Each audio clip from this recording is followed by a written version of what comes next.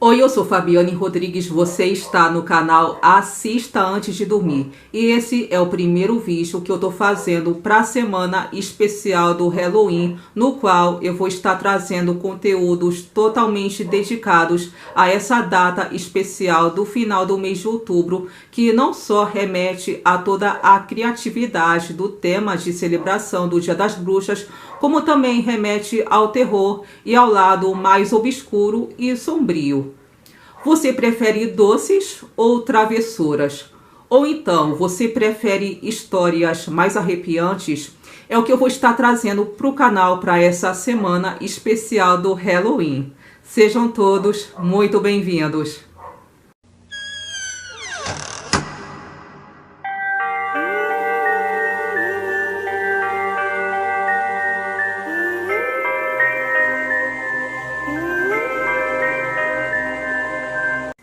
Gente, para fazer vídeos para essa semana especial do Halloween que eu decidi trazer, né, para o canal, eu estou a caráter, eu estou usando esse chapéu de bruxa. Eu não sei se tá dando para vocês verem. Olha, eu tô com o chapéuzinho. A ponta dele tem fitas amarelas bem fofinhas. Eu achei lindo esse chapéu, gente. Eu tô amando. E olha, gente, antes de começar o vídeo aqui, se vocês escutaram antes latidos de cachorro, é o cachorro do vizinho aqui do lado que tá latindo sem parar. Essas coisas eu não tenho como controlar, porque é aquilo, né? Ou eu gravo assim mesmo, com o cachorro latindo assim mesmo, ou não tem vídeos. Então, gente, por favor, ignorem latidos de cachorro e qualquer barulho vindo de fora, tá, gente? O vídeo de hoje vai ser de curiosidades sobre as bruxas de Salem, só que eu vou falar mais especificamente sobre um fato bizarro que aconteceu, que foi a famosa Casa às Bruxas na pequena cidade de Salem, que fica no estado de Massachusetts, nos Estados Unidos. Na verdade, esse foi o caso mais famoso de caça às bruxas que aconteceu entre os anos de 1692 e 1693 nos Estados Unidos, que levou mais de 50 pessoas para a cadeia, das quais 25 morreram enforcadas. Tudo aconteceu devido ao pouco entendimento que as pessoas tinham sobre os fatos e também, principalmente, devido ao conservadorismo religioso dos cristãos que perseguiram e condenaram as bruxas à morte. A região de Salem era uma colônia britânica rachada por ataques indígenas e atormentada por pequenos crimes e disputas de terra. Lá, os cristãos puritanos estabeleceram um governo em que a igreja comandava tudo. Só para se ter uma ideia, lá a população seguia fielmente a regra que a mulher deveria ser submissa ao homem, por exemplo, ou seja, o machismo predominava. Muito do que aconteceu naquele tempo foi devido aos pensamentos da época, que eram baseados pela religião e pela crença cristã, no qual acreditavam que Deus e o demônio comandavam tudo o que acontecia e tudo o que eles viviam. Foi assim que se espalharam boatos que algumas mulheres estariam lançando feitiços sobre as pessoas do vilarejo de Salem, o que se tornou um dos maiores casos de caça às bruxas conhecidos até hoje. Ao longo do tempo, as acusações de bruxaria começaram a crescer tanto que contabilizaram quase 300 pessoas, em sua maioria mulheres consideradas estranhas, pecadoras ou promíscuas. Não que essas mulheres mortas, nesse caso, fossem bruxas de fato. Imagina, ali de meados do século XIV até o XVIII, qualquer mulher que não se considerasse católica ou que tivesse comportamentos fora dos padrões tradicionais poderia ser acusada de bruxaria e levada à fogueira, somente por isso. Pois é. Até que no período entre o ano de 1692 e 1693 aconteceu o julgamento das bruxas de Salem, o que foi um fato bastante significativo. Foi quando mais de 200 mulheres foram acusadas de praticar bruxarias e de fazer pacto com o capiroto.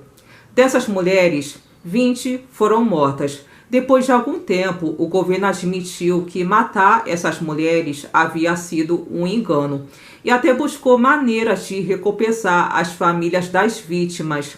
mas essas execuções continuam a repercutir até os dias de hoje.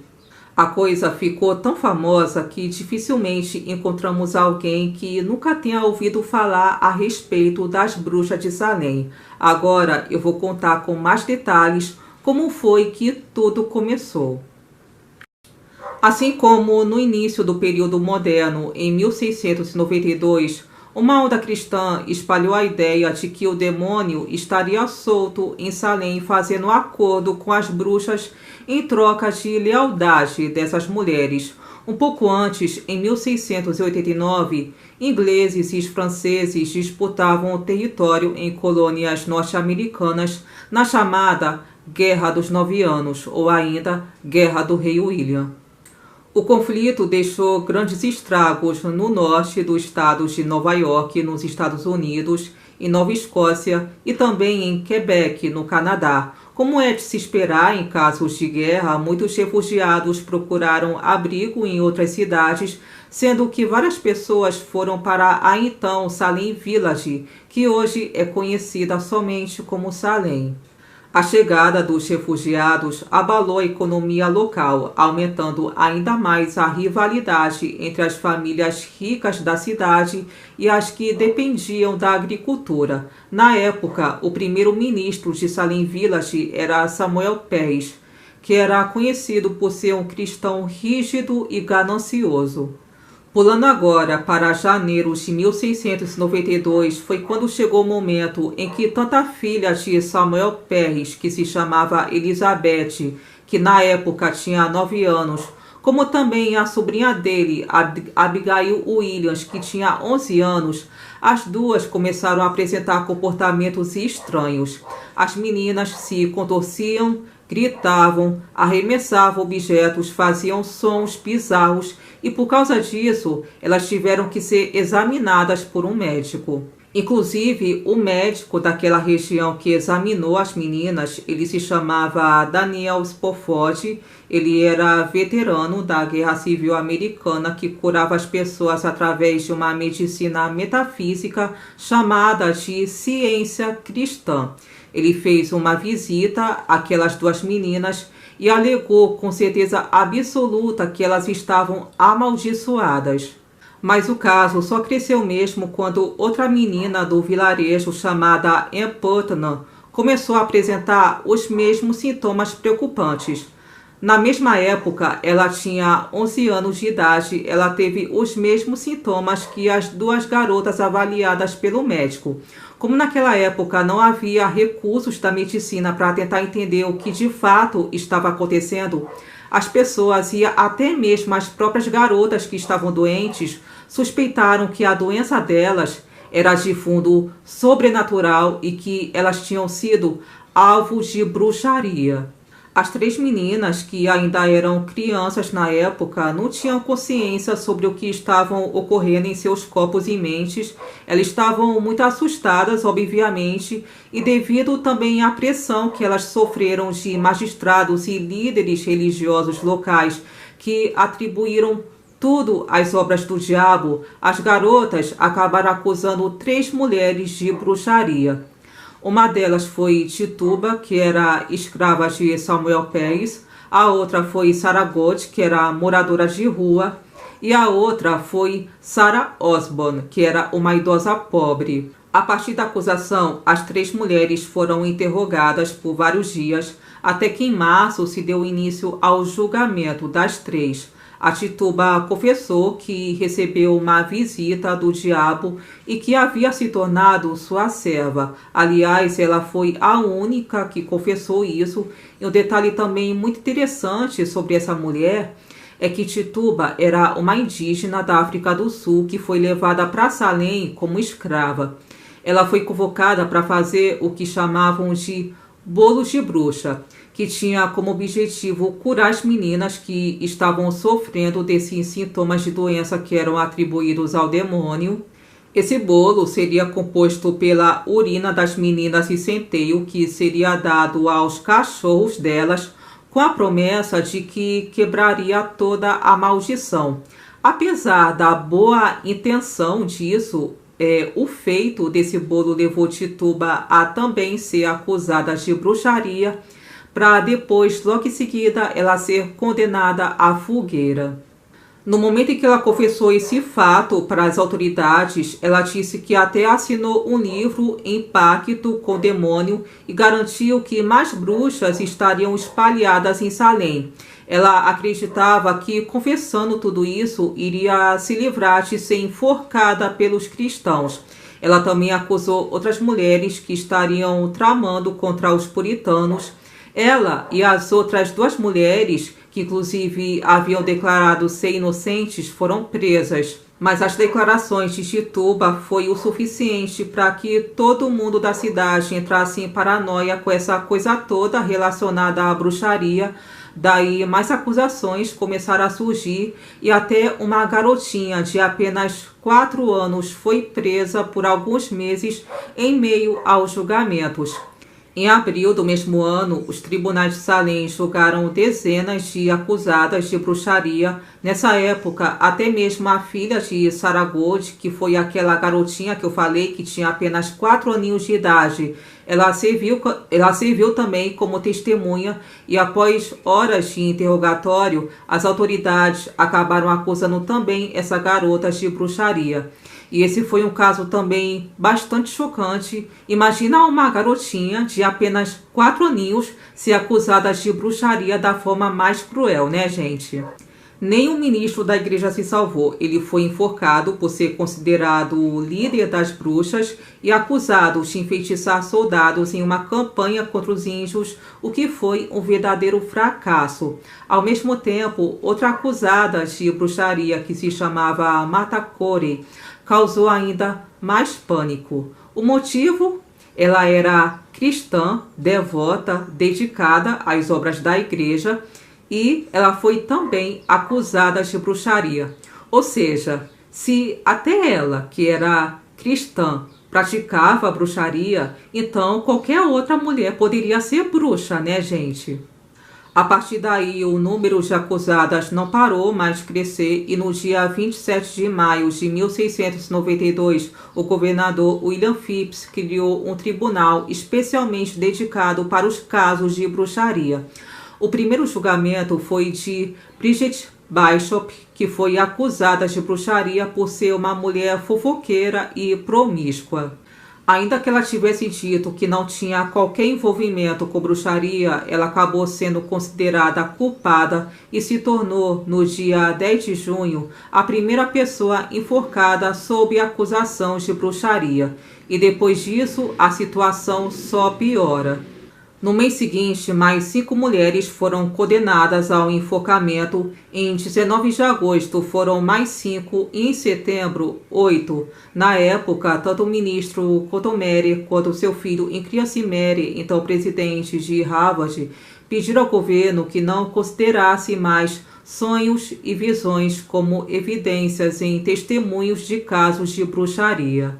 A caça às bruxas só teve fim quando o governador William Phips atendeu a um pedido do então presidente da Universidade Harvard, que denunciou o uso de evidências especulativas que eram testemunhos sobre sonhos e visões. Outro detalhe interessante também é que a esposa do governador também estava sendo acusada de bruxaria. Então, ele decidiu que seria melhor que as 10 bruxas acusadas fossem livres de ser enforcadas do que ser condenada também ao enforcamento uma pessoa inocente, no caso, a esposa dele. Então, devido à pressão política e também pelo fato da própria esposa estar sendo também acusada de bruxaria, o governador decretou um fim do julgamento no dia 29 de outubro. E com o passar do tempo, as condenações diminuíram e em outubro, das 56 acusadas, 3 foram condenadas e as mulheres que estavam sendo presas acabaram sendo liberadas em maio de 1693.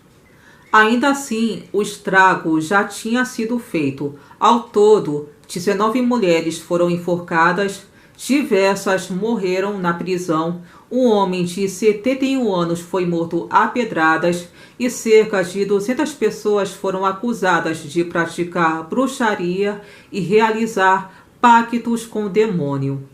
Com o fim das acusações, dos julgamentos, das prisões e das sentenças, as autoridades políticas reconheceram o erro e assumiram a culpa publicamente, como, por exemplo, o juiz Samuel Sewell, que pediu perdão publicamente por ter errado em seus julgamentos.